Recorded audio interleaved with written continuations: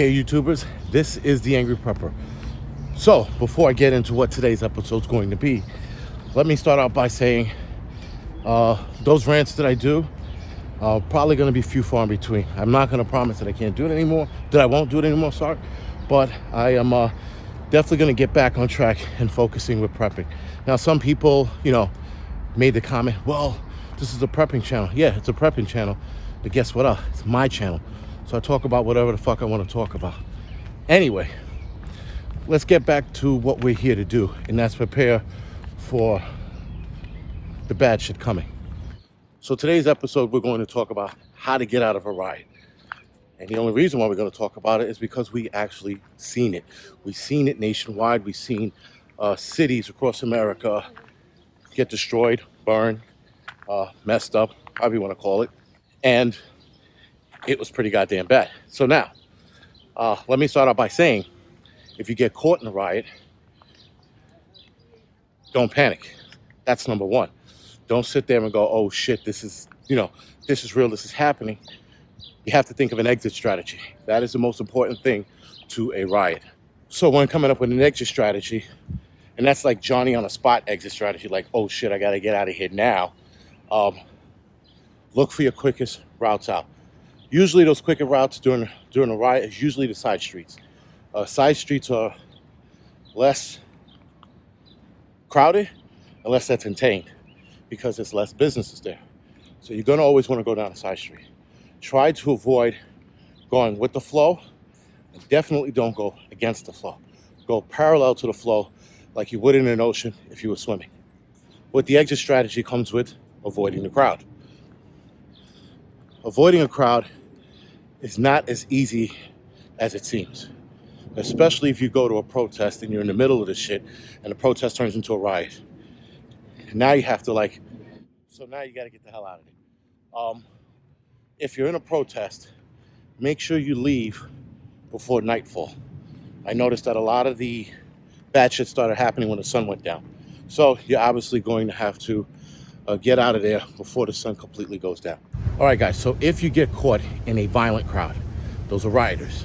If you get caught in that crowd, do yourself a favor. Don't run with the crowd. Run parallel to the crowd and try to get yourself to a wall or a building and run along that wall or building till you get to a side street, like I said earlier. The side street's gonna be your best friend because side streets have less shit going on. And that's if you're caught in a violent crowd. Again, if you're caught in a protest that you don't want to be in, same rule applies. Get yourself over to a wall or building of some kind. Follow that till you get to a side street. Now, with rioters, if they are breaking into stores, then your best bet is to stay in the middle of the street. Mind traffic though. Stay in the middle of the street, get away from the buildings or the stores because they'll be breaking into them. If you stay in the middle of the streets, their attention won't be on you, it'll be on the store they're trying to break into. So avoid eye contact. That's one of the most important things to remember. Avoiding eye contact is going to get you out of a lot of problems, because if you are staring at somebody and someone perceives that eye contact to be threatening, you're going to be in a fight. And you can guarantee during a riot that guy's not alone. Okay, so another important tip, guys, do not run towards the cops. That is an extremely bad idea. If the cops are running to you, hands up, ID out. When the shit is on, you might get tossed, you might get grabbed, you might get ugly, but whatever you do, don't resist, period. The more you resist during a riot situation, the worse the beating's gonna be. And that is just a fact. And I don't agree with it because it could have happened to me too, but I was willing to take the beating while being out there, because when everybody is on high alert and high strung, shit gets crazy, guys. And yeah, I'm sort of making an excuse for it because if you've been in a high stress situation, which I think a lot of people haven't, and only military and cops, firemen and EMTs can probably contest to it, that it is when you're in a high stress situation, shit gets crazy, right? And at a trade center, for example, shit got crazy and everybody was on high alert, right? So do not run towards the cops. Videoing. If you're there as a press, film. But if you're not, don't film because it can send mixed messages to those who are rioting. A lot of guys who ride don't want to be on film, and some people don't give a shit. But that'll lessen your confrontation.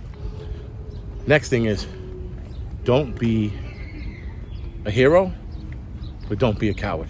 Don't put yourself in a situation you do not have to be in. But obviously, if someone needs your help, try to help if you can. If you think you can handle yourself, get in there. If you don't think you can handle yourself, don't, right? It doesn't make sense to have two patients instead of one.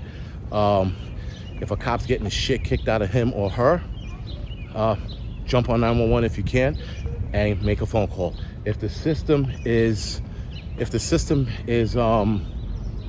how you say, backed up, then do the best you can to get them to stop. Scream at them, plead, whatever you got to do. If a civilian's getting shit kicked out of them, same thing. Try to make them stop. Try to make them, divert their attention if you can. Again, I'm not saying be a hero, but definitely don't be a coward. Do not run if you don't have to. Okay, guys, so here's the other thing. A two-way radio, or one of the Bofang radios, or a walkie-talkie that can listen to the police frequency is going to be your best friend, because that is going to get you out of a lot of situations. Having to listen to the police frequency is going to let you know exactly where the crowds are, exactly where the riot's happening. While I was doing my live stream, I was able to know exactly where the groups were, who was doing what, and who was walking where, just by listening to the radio. If you're going to get a scanner with a police frequency, do not key the mic and do not interfere. I think someone said even interfering could be, interfering is definitely jail time. What you can also do is you can also get scanner apps, right? So scanner apps are apps that listen to different police frequencies throughout the country, let alone here in New York.